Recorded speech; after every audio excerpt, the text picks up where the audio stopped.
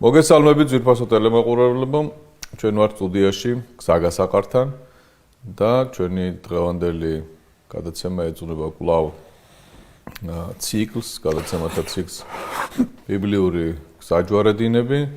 სტუდიაში ამ თემაზე სასაუბროთ ტრადიციულად ვიწვევთ თეოლოგ გიორგი გვასალიას, დღესაც ჩვენი სტუმარი ბრძანდება გიორგი გვასალია, მოგესალმებით, დიდი მადლობა მობრძანებისათვის. მაყურებელს შევახსენებთ, რომ ჩვენ წინა გადაცემაში ვისაუბრეთ მეფეების შესახებ, ორი მეფის შესახებ, დავით მეფე, საული, ერთი მეფე, ესეთი პარადოქსული ისტორია არის დევნის მეორე მეფეს, მისივე მიყვანილი არის თავის კარზე, მისივე გაზრდილია რაღაცა პერიოდი, მისი შვილის მეგობარია და შვილს უწოდებს, დავითი საულს მამას უწოდებს და მიუხედავად ამისა ეწევა საულს დროდადრო სული, მრისხანების, შურის, დავითის შურს და მას მოსაკლავადაც იმეტებს. ეს პერიოდი არის ძალიან მნიშვნელოვანი, რადგანაც ორი სხვადასხვა მსახურებას შევეხეთ ჩვენ მეფის სხვადასხვაგვარ მსახურებას. ერთი არის ნამდვილი მეფისადმი, ანუ ღვთისადმი ლტოლვა და მისი ნების შესრულება, მეორე საულის მეფობა, რომელიც უკვე მოკლებული არის საღვთო მადლს და ნელ-ნელა ცირდება არეალი მისი გავლენისა. და დავითი რაღაც ეტაპზე გადაწყვეტს, რომ დატოვოს ისრაელი, რადგან აი ამ დაპირისპირებაში არ უნდა რომ საულის ხმლის მსხვერპლი გახდეს. და გადაწყვეტს დატოვოს ისრაელი, თუმცა სანამ დატოვებს ისრაელს, ძალიან საინტერესო ადგილი გვაქვს ერთი, მოსაყოლე გიორგი. და ამას რო შევეხოთ, ხო? ეს არის ნაბალის და აბიგაილის შემთხვევა. კი, გეთანხმებით, მამანდრია, თან აქ ძალიან საინტერესოა ის, რომ დავითი თითქოს და ემზადება წასასვლელად. არ უნდა წავიდეს. გავიხსენოთ, წინასწარმეტყველმა უთხრა, რომ დაბრუნდიო იუდას უდაბნოში. მაგრამ აქ იუდას უდაბნოში იმდენად დიდი და მძიმე დევნა დაითმინა მან, რომ თითქოს და აი წმინდა წერილში ერთადღილას არის, რომ სანამ მომწვდაო საულის ხელი, მე თვითონ გავერიდებიო. თითქოს და საულზეც ფიქრობს, რომ საულის ხელი თავის თავზეც ფიქრობს, თავისთავად ცხადია. ეს ამაზე არავინ დაუს, მაგრამ რაღაცნაირად საულიც არ ჩავარდეს იმ ცოდვაში, რაც ცოდვასაც თავს თვითონაც არ იდებს, რომ ცხებულზე, უფლის ცხებულზე ხელი იყოს აღმართული, ის უფლის ცხებულია. აი ამ სივრცეში დავითს ერთი ამბავი გადახდება თავს. დავითი ჩვენ წინა გადაცემაში ვთქვით, რომ რაღაცა იმ მცირე ისრაელს წარმოადგენს დავითი და მის გარშემო შემოკრებილია ეს მებრძოლები და ეს საზოგადოება და სადაც დავითი მიდის, მიაქვს მშვიდობა ყველგან. ისრაელისათვის მშვიდობა მიაქვს ყველგან. სადაც დავითის რაზმი დგას, იქ მოროდიორობა, იქ ავაზაკობა, იქ მოსახლეობის დაწიოკება და ჩაგვრა არ ხდება, დავითი იცავს. ამის ფუნქცია სინამდვილეში სახელმწიფოს აქვს და სამეფომ უნდა აკეთოს ეს ყველაფერი, მაგრამ საულის სამეფო ჩანს ამას ბოლომდე ვერ აკეთებს, თავს ვერ ართმევს და სწორედ დავითია გამოსული ამ ნიშნით. მე მინდა გავიხსენო ერთი ეპიზოდი წმინდა წერილიდან მამანდრია, როდესაც ჩვენ საუბარი გვქონდა იეფთაი გალაადელზე, რომელიც მოწულებულია, გაგდებულია, სხვაგან არის და მის გარშემო ავაზაკები ეყრიან თავს და დათარეშობენ და ავაზაკობენ. აი დავითი როგორც დევნილი, დავითი როგორც გაგდებული, არანაირ ამ ნიშნებს არ ატარებს. დავითის გარშემო დაცარიელებული ხალხი არ ეყრის თავს. დავითის გარშემო აბსოლუტურად შეგრებული და აბსოლუტურად გააზრებული ხალხი და საზოგადოება ეყრის თავს. შესაბამისად, თითქოს და ერთი რამე აკლია ამ ყველაფერს. ახლა ხალხისაგან უკუგებაც უნდა იხილოს დავითმა. ერთი უკუგება იხილა. კეილის მაცხოვრებლება დავითი გასცეს და საულს ჩააბარეს, რომ დავითი არ გაქცეულიყო. კეილის მაცხოვრებლები დავითს საულს აპარებდნენ. მაგრამ სხვა ისრაელის ნახვაც უნდა დავითს ისრაელისა რომელიც ზრუნავს სამეფო ჯარზე რომელმაც ასევე იზრუნა მათ კეთილდღეობაზე და მას უსაფრთხოებაზე სადაც დავითი გაჩერდება იქ ეს კეთილდღეობა მიდის და ეს დაცულობა მიდის ამიტომ რაღაცნაირად ის რომ ამ ხალხს უნდა კონდეს შეგნებული რომ მათ უნდა ახლა გამოყვებონ ეს ჯარი მათ უნდა რაღაცნაირად იზრუნონ ამ ჯარის კეთილდღეობასაც იმიტომ რომ უკუგება კონდეთ მათ მსგავსი მათ აზროვნებაში შეცდა ილექებოდეს კეილის მაცხოვრებლის აზროვნებაში ვერ დაილეკა და სწორედ ერთ-ერთ სივრცეში დავითი ვინმე ნაბალთან აგზავნის წარმომადგენლებს და ეუბნება რომ მისი რაზმი დგას და რისი საშუალებაც აქვს ეს ხაზგასმული აქ დავითს რისი საშუალებაც აქვს იმით დავითის რაზმს დაეხმაროს საკვების თვალსაზრისით ამ კონტექსტში არა მაგრამ ცოტა მოგვიანებით აშკარად ჩანს თვითონ აღიარებს ნაბალის ოჯახობა და განსაკუთრებით მისი მეუღლე საუბრისას რომ მაშინ როდესაც დავითის რაზმი იქ იდგა ნაბალის სახლეულობა მთლიანად დაცული იყო არ დაკარგვია ცხვარი არ ყოფილა მოროდიორობისა და რაღაც ავაზაკობის ერთი შემთხვევაც კი მიუხედავად იმისა დავით შეუძლია მახვილი შეშლოს ახლა და წაართვას მას ქონება იმ საბაბით რომ ჯარს და სამხედრო მდგომარეობას ასე ჭირდება მსგავსი არაფერი გაუკეთებია დავითს და როდესაც მიდის ნაბალთან რომლის ქცევას რომლის ცხოვრებაც მის სახელს არის მიმსგავსებული როგორც მისი მეუღლე იტყვისო და მოგვიანებით და სახელი ნაბალი უფრო ნიშნავს რაღაცა უზნეოს არა იმდენად ბოლომდე ვერც გამოყარი უკმეხს რაღაცა უსულგულოს რაღაცა ისეთ ადამიანს რომელსაც არ აქვს რაღაცა ისეთი ღირებულებები ურთიერთობისას ადამიანური ღირებულებები და უფრო თავისი ეგოისტური პრინციპები ცხოვრობს და აი აქ ცოტა მოგვიანებით მისი მეუღლე იტყვის რომ სახელი მიმსგავსებული აქვს ცხოვრებაზე რომ რაც ქვია ეგრეთ ცხოვრობს და ყურადღებას ნუ მიაქცეო თავის სახელწება ნაბალი პასუხობს საოცარ თავხედურ პასუხს იძლევა რომ ვინ არის დავითი რომ დავითის რაზმი გამოუყვება აი რა გააკეთა ახლა დავითმა ისეთი რომ დავითის რაზმი გამოუყვება ახლა საული რომ მიგზავნიდეს ვინმეს გასაგებია გადასაღადი გადასახდები მაგრამ ახლა დავითი რომ ამას იმას მიშვება რა ქვია რაღაცას მთხოვს ეს რა გააკეთა რომ დავითმა ვინ არის რომ დავითი ეს კაც ვერ ხედავს აშკარად რა გააკეთა დავითმა ხო მე ნათქვამია ნადიმობს კეიფობს ილხენს და ხო არა ვერ ხვდება ანუ ისი თქმა მინდა მე წმინდა წერილი ხას რას უსავს ამ ანდრია რომ წმინდა წერილი ხას უსავს ორი რამეს პირველი იმას რომ ეს კაცი არის მდიდარი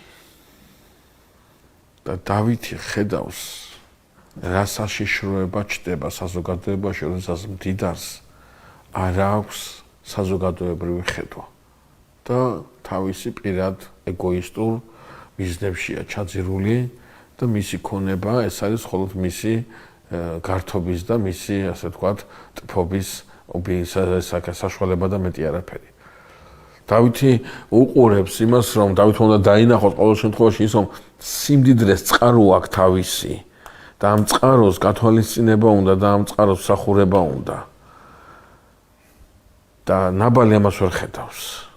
ნაბალს აქვს მოვალეობები, ნაბალს არ აქვს მადლიერება. სახარებიდან გაგვახსენდება, ხო? რა გავაკეთო ამ ხელა იცამო დავანგრევო ამ ძველი იმას და ახალს ავაშენებო. ხო და ბასილი დიდი ამბობს ახლის აშენებას, გლახაკების ოჯახები, ამდენი ბეღელით სახით ჰქონდა წარმოდგენილი და ისინი აგევსო უფრო მეტი დაგვდებოდაო სადასასუფეველში მაცხოვარი ამბობს უგუნურო ამ საღამოს მიგიღებენ შეგაშენსულს ხო? ისთვის სიმდიდრე რა იყო თვითონ ამბობს რომ ჭამე სვი და გაიხარე ხო სულო.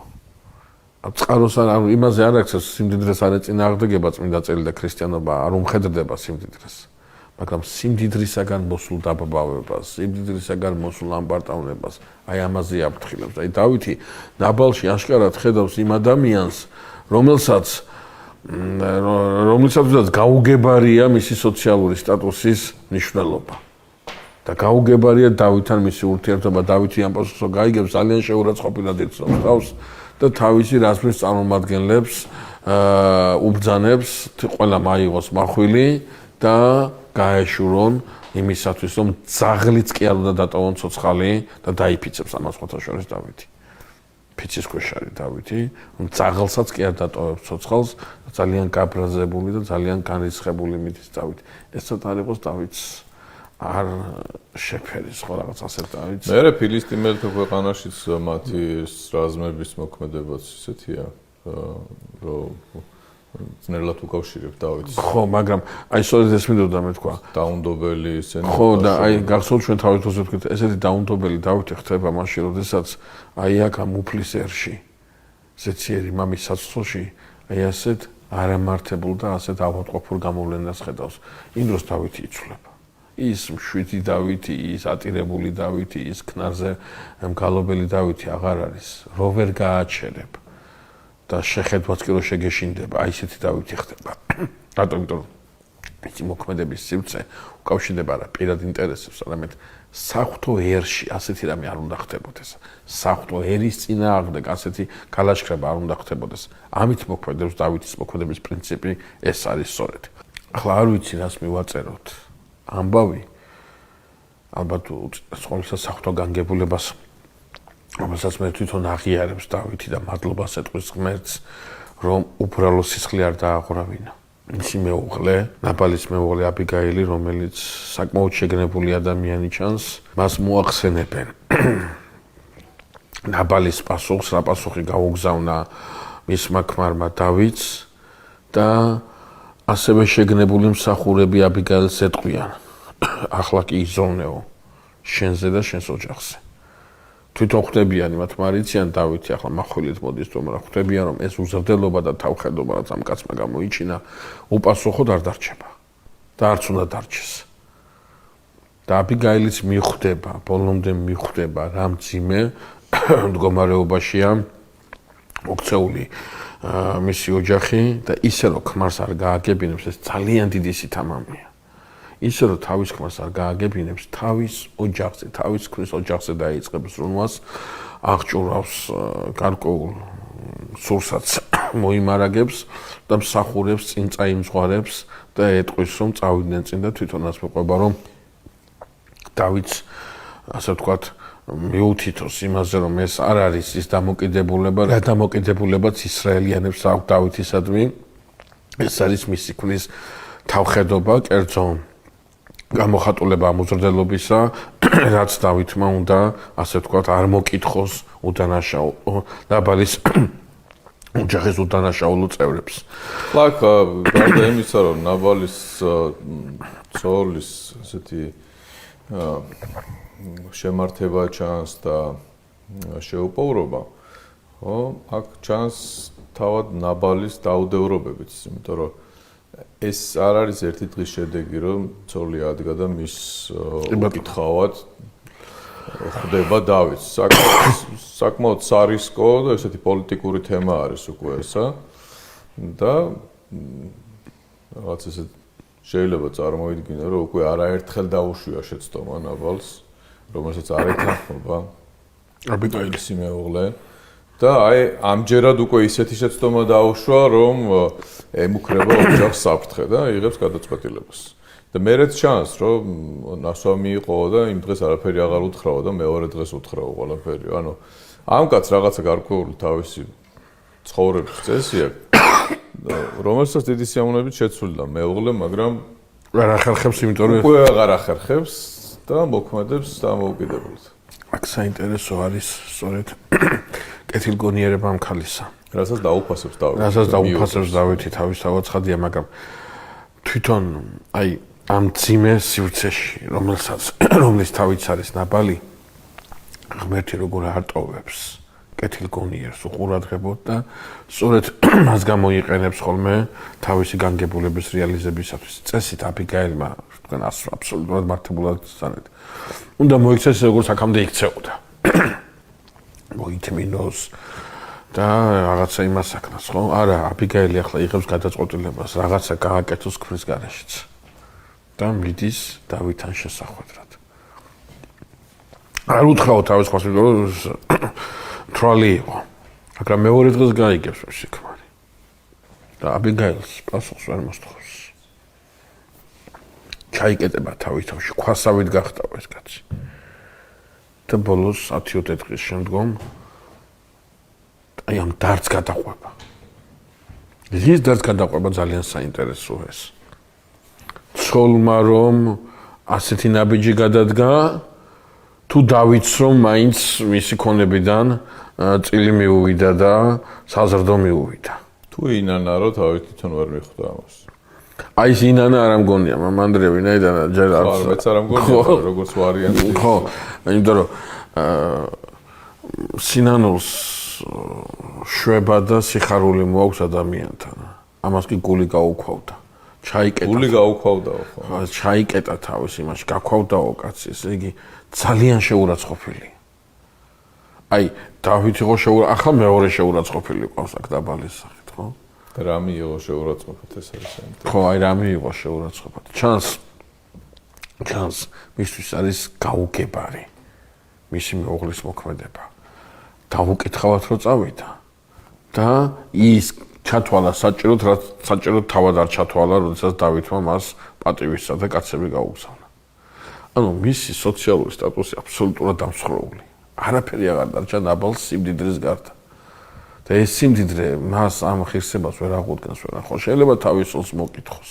აშკარად ვერ უბედავს. რომ შეიძლება ნებისმიერი მცდელობა მას ძალიან ძვირად დაუჯდეს. და 10 დღის განმავლობაში ეს კაცი აი ვერ ჯობნის თავის თავს. ვერ გადალახა თავისი აი ეს ამპარტაუნება და დარდმა და იმან ჩაუკლა გული და შეეწირა კიდევაც ამას. დავითის მახულს არა. ღვთის რისხვას არა. საკუთარ მდგომარეობა შეეწირა. და ეს ძალიან მნიშვნელოვანია რომ ადამიანი რომელიც იბოღმება მტრობს შურით არის აღსილი. უწინარესყოლისა თავის თავს უკეთებს ძალიან ცუდს და თავის წინააღმდეგ მოქმედებს ასე ძალიან მძიმედ. შეატყობინებენ დავითს ნაბალის სიკვდილს და დავითი თავის წარმომადგენლებს გაუგზავნის აბიგაილს და ცოლად წამოყვანას შესთავაზებს და აბიგაილი მორჩილად გაყვება ამ ხალხს და აბიგაილი დავითის ერთ-ერთი ცოლი გახდება. აბიგაილს აქვს საოცარი სიტყვები, როდესაც ის მიმართავს დავითს.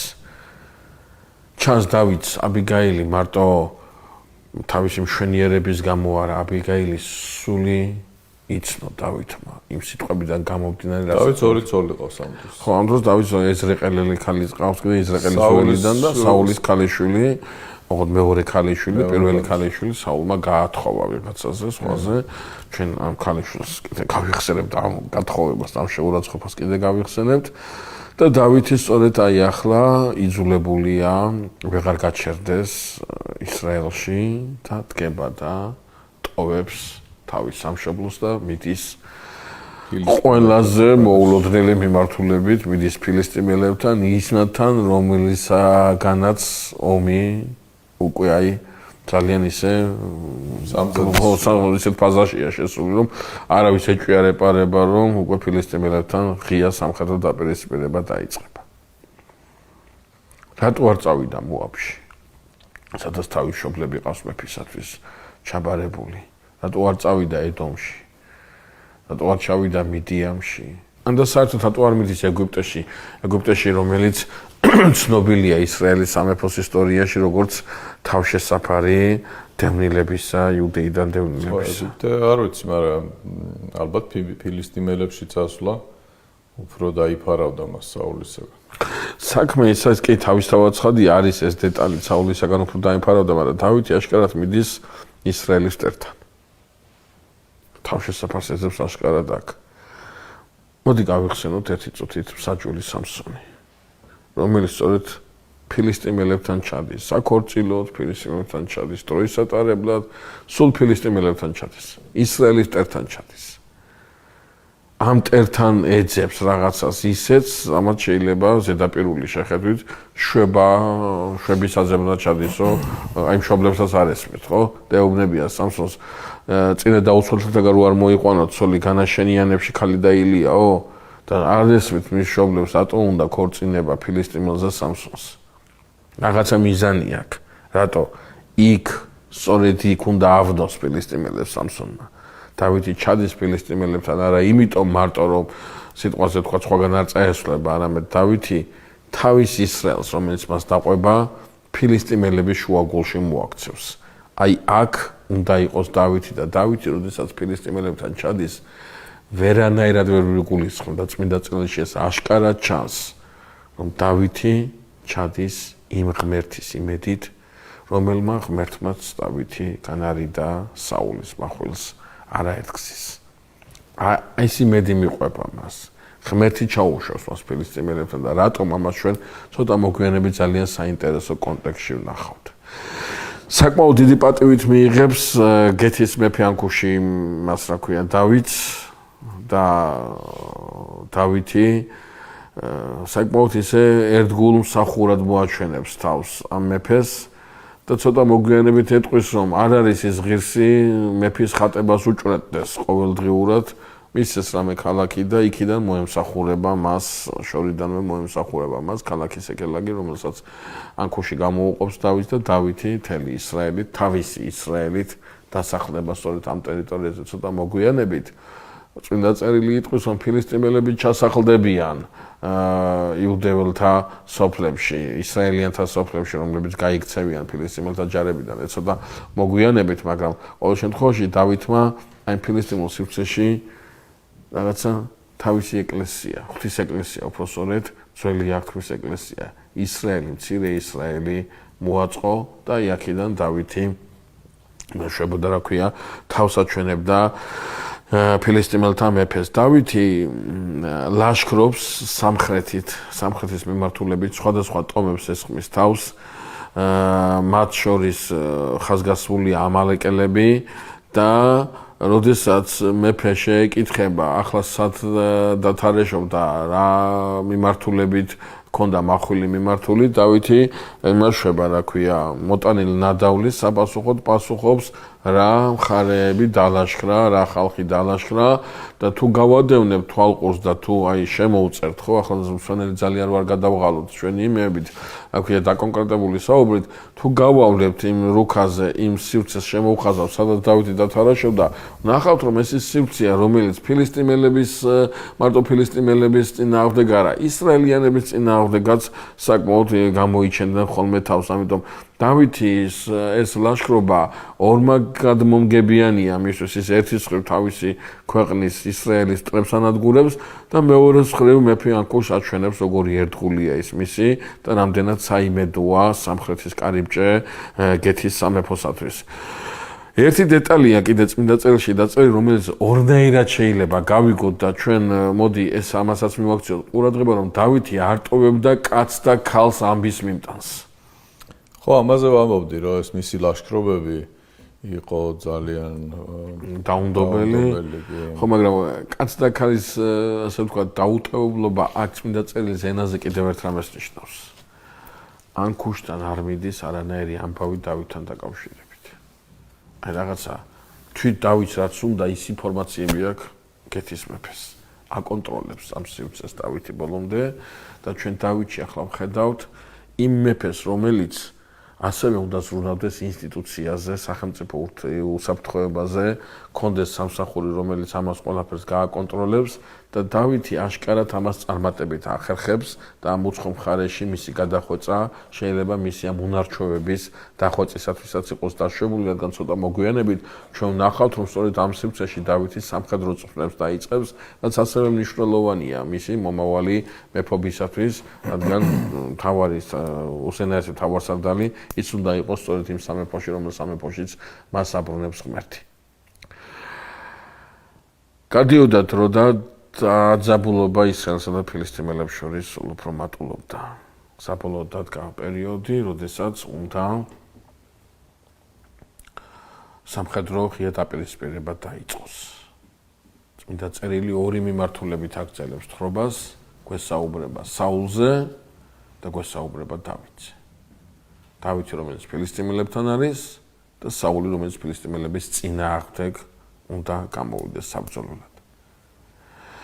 აი აქ ამ ადგილას ბიბლია საოცარ რამეს გვეუბნება რომ საულმა რომელიც რომელიც უარყოფილია, დინასტიურად არის უარყოფილი ღვთისაგან, საოცარი მოშინეობით აღასრულა რჯულის მოთხოვნა და ჯადოქრები, მისნები, მაგიის წარმომადგენლებისაგან ისრაელი გაწმინდა, არინდობდა და სასტიკი დევნა ჰქონდა მათი გამოცხადებული. და როდესაც ისრაელი უნდა გავიდეს ფილისტიმელთა წინააღმდეგ, საულს უნდა რომ შეეკითხოს უფალს, მაგრამ უფლისაგან პასუხი არ აქვს საულს. უფალი არ პასუხობს საულს, არ ეხმიანება საულს. მაგრამ საულს ეს დიდ მწუხარებას კი მოგრის, მაგრამ ჭირდება საულს რაღაცა შეხმიანება, რაღაც მიღბურ სამყაროსგან, რაღაცა სულიერი ძალების მიღება. საული ამ ძალების დაშრეტას აშკარად გძლობს თავის თავში და მას ის გაგცემს ბრძანებას, რომ იმას აქნა რა ქვია, მოუძებნონ ვინმე მისანი, რომელიც მას დაეხმარება იმ სამყაროსთან ურთიერთობაში, რომელიც სამყაროდანაც მას სრული დუმილი და სრული ისა აქვს, რა ქვია, არანაირი უკუგება არ აქვს. მოძებნიან ასეთ ქალს და საული გადაცმული მივა მასთან და ეტყვის, რომ უმისნოს, ანუ თავისი რაღაცა მაგიური მსახურება დაიწყოს, ეს ქალი კატეგორიულ უარზეა და ეუბნება, შენ არ იციო საულმა რა გააკეთაო. დახოცა ყველა ულუკი, ყველა ისანი. და მხვევ განსაცდელში. ხო და საული ეუბნება, რომ დაიფიცებს, რომ შენ არაფერი მოგივაო ამის გულისთვის. და ეს ქალი დაიწყებს მისნობას. ვისი სული გიდაო ამოგვარო. და საული, რაც არ უნდა გასაკვირი იყოს ეს ერთი შეხედვით, სამუელის სულის, სამუელთან ურთიერთობა, სამუელთან საუბარს ისურვებს. და ჩანს სიტყვა სამუელი, ისე თქვა საულმა. ეს ქალი შეკრთება და შეხედავს, ვინ არის მასთან მოსული და დაინახავს, რომ მეფეა. და ეს რა მიქენიო, მე ხო არ მინდოდაო ამის გაკეთებაო და საული გაუმეორებს, რომ შენ არ დაიჭები ამის გულისთვის, მას დაფიცებული აქვს. ამომგვარეო მე აქ სამუელი.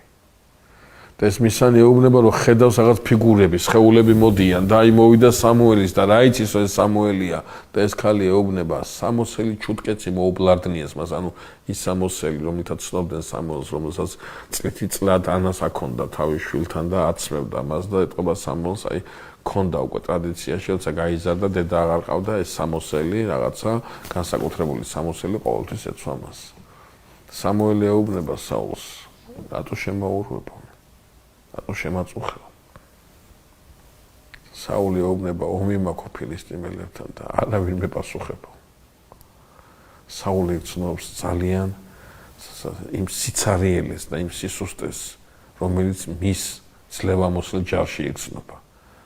არ ეხმიანება მას ღმერთი, არ ეხმიანება მას არანაირი წინასწარმეტყველი, არ ეხმიანება მას მკვლელთავარი. რატო? იმიტომ რომ თვითონ ამოხოცა, თვითონ შემოიფანტა ესენის უყოლა. რა გააკეთოს ახლა არ იცის საულმა და სამუელი ეტყვის იმ დანაშაულების გამო, რომ ღმერთს არ ემსახურე, ამალეკთან რაც გააკეთე და რატომაც განარისხე უფალი. ერთ დღეს დაიხოცებით შენც და შენი შვილებიც ომში. ეს გადაწყვეტილი აქვს ღმერთს. და საულს მუხლებში ძალა წაერთვება და დაეცემა. ჩვენ ასეთი საული არ ვიცით. არასდროს საული ასეთ მდგომარეობაში. ვიცით საული სამუელის და დავითის წინაშე ტანსაცმელ შემოძარცული და შიშველი როგორ ეგდო მთელი ღამის განმავლობაში. მაგრამ ეს იყო რაღაცა შეტევა, რაღაც ფსიქოლოგიური, რაღაცა ის სულიერი შეტევა. ძალა გამოცლილი საული ჩვენ არ ვიცნობთ ასეთ საულს. წამოაყენეს ტრაპეზე უარი თქვა, არე, მადა აქვს, აი კრიჭა აქვს შეკრული, მაგრამ თხოვეს და მაინც მიესეს საკვები და საული ბრუნდება უკან. საული ბრუნდება უკან. იცის, რაც უთხრა სამუელმა. და არ არის არანაირი განცდა, არანაირი სურვილი, არანაირი მცდელობა იმისა, რომ საულმა თავიანთ თავისი შვილები გადაარჩინოს. თავისი შვილებიანად ის ფილისტიმელების წინააღმდეგ ომში საომრად ემზადება. თავის შვილებიანად ის მაინც ბრძოლის ველზე გავა. ეს ბოლო კონტექსტი მამანდრი არის ძალიან მნიშვნელოვანი, რომ საული არ იპარება და არ იმალება მთებში, ან და თავის შვილებს არ გაგზავნის და არ მალავს მთებში.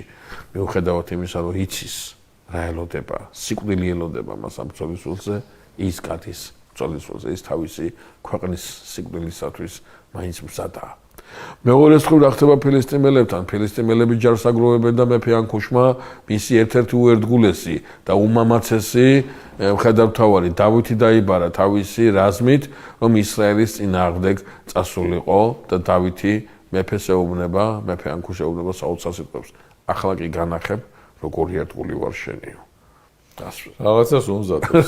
რას ფიქრობ დავითი და როგორ ესმის ეს მეფე ანქუშ თავის დავაცხადია დავითის სრულად გასაგებია რომ ისრაელის წინააღმდეგ ის მახვილს არ გაიშიშვლებს და დავითი გულისხმობს ერთადერთ რამეს რომ ანქუში ახლა დაინახავდა რაც ნიშნავდა ისრაელის წინააღმდეგ ღვთის მხედრობის წინააღმდეგ გალაშქრება. ძალიან მძიმე მდგომარეობაშია დავითი მოქცეული და აი აქაც საღვთო შეწევნა გარდამოვა დავითზე და აალაპარაკებს ფილისტიმელ წინამძღოლებს რომ დავითთან ერთად ისინი არ წავლენ ომში. არენდობიან დავითს. ეს არის ხალხს უყვარსო დავითი რაღაცაო და ამასთან ეს აიყვანეო მეფე ის სხვათა შორის ძალიან საინტერესოა ის რა ქვია აი სამეფო ის ფილისტიმელთა იმაში როგორი ის არის რომ მეფეს პირდაპირ ულტიმატუმს უყენებენ და მეფე სხვათა შორის დავითს რომ უკან გაუშვებს და ეტყვის რომ მას გული არ დაწყდეს რომ უკან იმას შვება რა ქვია ომში არ მეყავს და უკან უშვებს შენ კი ეცადეო ფილისტიმელთა მთავრებისათვის სასიკეთო აკეთო. ამას დავითს ხაზ გაუსვავს რომ დავითისთვის ეს უნდა იყოს აუცილებელი მომენტი და დავითი თითქოს და ნაწყენი და გაბრაზებული შინაგანში ღვთისმადლიერი ბრუნდება უკან რომ ისრაელის წინააღმდეგ მას ბრძოლა არ მოუწია. თავის ქალაქში ჩამოსულ თავის ქალაქი ცოტა ისე ხმამაღლა წამომც და დავითის ქალაქი ერთი იქნება და მას იერუსალიმი ერქმევა. სიკელაკში რომელიც მისცა იმან რა ქვია ანქუშმა ქალაქში ჩამოსულ დავითს საშინელი ამბავი დახვდება. იმდენად საშინელი რომ წმინდა წერილში წერია ერთი სიტყვა რომელიც აღარ გამეორდება დავითთან დაკავშირებით. გამწანებულ ხალხს უნდა დავითის ჩაქოლვა. რას ერჩიან დავითს? საქმეც ეს არის მამა ანდრია, ნახეთ რა ხდება. დავითი ფილისტიმურ ქალაქშია. ვინმე უნდა გადატეხონ. ხაი, დავითი ფილისტიმურ ქალაქშია, რომელიც ამალეკელებს აწვიოკებს და ეხლა დავითმა რომ რაზმისაგან დააცარიელა ქალაქი და ეს თლიანი რაზმი გეთში ჩაიყვანა, ამალეკელებმა ისარგებლეს ამით და დაანგრიეს, გადაწვეს ქალაქი და დახოცეს ხალხი და წაიყვანეს საქონელი, წაიყვანეს ტყვეები და ეს ყველაფერი ადგილობრივი მოსახლეობა ამ ყველაფერს აბრალებს დავითის ამ იმას აქვია მოქმედებებს, რომელიც ამალეკელთა წინააღმდეგ იყო წასული. და დავითთან დაკავშირებით საოცარი რამეა, რა თქვა. დავითმა ისეთი მძიმე სურათი ნახა, ტიროდაო დავითი. ტიროდა ამ ხალხის შემხედვარე, ტიროდა ამ მდგომარეობის შემხედვარე. დავითი შეაიარაღებს რაზმებს და წავა ამალეკელების წინააღმდეგ. აი აქ წმინდა წერილში 200 კაცის ხევში დარჩენაზეა საუბარი. ძალიან საინტერესო მომენტია. ასორეტული ტექსტი მე მგონი ხაზი უნდა გავუსვათ, რომ ყოველი ეგეთი ნაბიჯის წინ ლოცულობს და ღვთის განგებულებას ეთხოვს, ეკითხება, ჩამიგდებს ხევში, არ ჩამიგდებს. კი, გეთახვევთ. როგორია. თორე საკმაოდ ძიმე გადასაწყვეტი იყო ეგ ისინი წასულები არიან, აქვს აზრი სამხედრო თვალსაზრისით გაყოლოს. ეს ღვთის დაშვება ხო არ არის, საერთოდ დავითი აქედან ადგეს და ხო, და ეკითხება, ხო. კი, გეთახვევით, ეკითხება და უფალი ეუბნება, რომ არა, რომ გაილაშქრებს და გამარჯვებით დაბრუნდება უკან დავითი. ანუ ამას რატო ამახვილებ ამაზე ყურადღება ჩვენ ხო ისეთ კონტექსტში გვინდა ეს ყველაფერი წარმოაჩინოთ, რომ თანამედროვე ადამიანს რაღაცა ბიბლიური მოდელები კონდეს აზროვნ. კი, გეთახვევთ აბსოლუტურად. ამიტომაც აი თუ დავით მეფე მიგვაჩნია რომ ესეთი განსაკუთრებული მეფეა, განსაკუთრებული როლი აქვს მას, არა მარტო ძველი აღთქმის პერიოდში, არამედ ეხლაც ცოცხლად მიმართავთ მას, ხო? ფსალმუნებს კითხულობთ და ასე შემდეგ. დავითის ცხოვრების აი ეს რაღაცა დეტალები არის ძალიან მნიშვნელოვანი მორწმუნე ადამიანისთვის. კი, გეთახვევთ აბსოლუტურად დავითის ლოცულობს დავითი. დავითი ლოცულობს და გადაწყვეტილებას იღებს სწორედ რომ მიიღოს ამის შემდეგ რომ ღმერთი ასე ვთქვათ უფლებას იძლევა ამ ყველაფრისა, აი ამის შემდგომ იღებს გადაწყვეტილებას. ის დეტალი, რომელზეც საუბრობდი, 200 კაცი ხევში დარჩება და მასვეტული ტექსტი გვეუბნება, რომ ხევში დარჩენა უკავშირდებოდა ამ ხალხის სიზარმაცეს, თუმცა სეპტუაგინტას ტექსტი ფესტული თხრობა ყურადღებას ამახვილებს არა სიზარმაცეზე, არამედ ყურადღებას ამახვილებს ეგუალ ტაქტიკურ გადაწყვეტილებაზე უკან მობრუნების შემთხვევაში, რომ ეს 200 კაცი ხევიდან უნდა დახმარებოდა დავითს. დავითი გამარჯვებული დაბრუნდება და მის რაზმში გაჩნდება განხეთქილება. განხეთქილება იმასთან დაკავშირებით, რომ ეს ნადავლი, რომელიც წამოიღეს, იმ 200 კაცს არ ეკუთვნის, მხოლოდ 400-მა უნდა გადაინაწილოს. და დავითი 600-დან არ ეკუთვნის 200 კაცს. ხო, ანუ ის 400, რომელიც წავიდა, ხო, 200 დარჩა. და დავითი მიიღებს საოცარ გადაწყვეტილებას. ის, ვინც ბანაკში იყო და ის, ვინც ბრძოლის ველზე იყო, თანაბრად უნდა იღებდნენ სარგებელს სამხედრო ალაფისაგან. და დავითის ბრძანებით, დავითის გადაწყვეტილებით ის 200 კაცის მიიღებს თავის წილს ამ ალაფიდან, რომელი ალაფიც ამალეკელებიდან წამოიღეს ისრაელიანებმა და წმინდა წერილი ამბობს 100-აო ეს დღევანდელ დღემდე სამართალი 100-აო განგებული დავითისაგან, რომ შეიძლება ფიზიკურად არ წავიდა. ბანაკში რჩება, მაგრამ ბანაკში მას თავისი მოვალეობა აქვს, თავისი საქმე აქვს, თავისი სამსახურება აქვს და ეს სახურება ყურადღება მიუქცეველი არ უნდა დარჩეს. დავითი გამარჯვებული დაბრუნდა ამალეკთა წინააღმდეგ ბრძოლიდან, მაგრამ წმინდა წერილი კიდევ ერთ გამარჯვებაზე გვესაუბრება, რომელიც დავითისათვის ყველანაირ ხიარულებას სპობს და ყველანაირ იმას აქვია რაღაცა კეთილგანწყობას სპობს. დავითს მოუვა საშინელი ამბავი ბრძოლის ველიდან. ისრაელი დამარცხდა. დიდი მადლობა გიორგი ამ გადაცემის წაყვანისთვის, უყურებელს დავამშვიდობებით. გემშვიდობებით, კარგად ბრძანდებოდეთ. მომავალ შეხვედრამდე ჩვენ მომავალ გადაცემაში ვისაუბრებთ უკვე იმ ბრძოლის შესახებ, სადაც საული და მისი შვილები სამუელის სიტყვისამებრ ბრძოლის ველზე დაეცემიან და საკმაოდ ესეთი სცენებია მერე შეურაცხყოფენ მათ ცხედრებს და დავითის განცდები მე ხო, ეს ესეთი მძიმე ამბავია მოსათხრობი. კარგად ბრძანდებოდეთ, მომავალ შეხვედრამდე გეთილი სურვილებით გემშვიდობებით.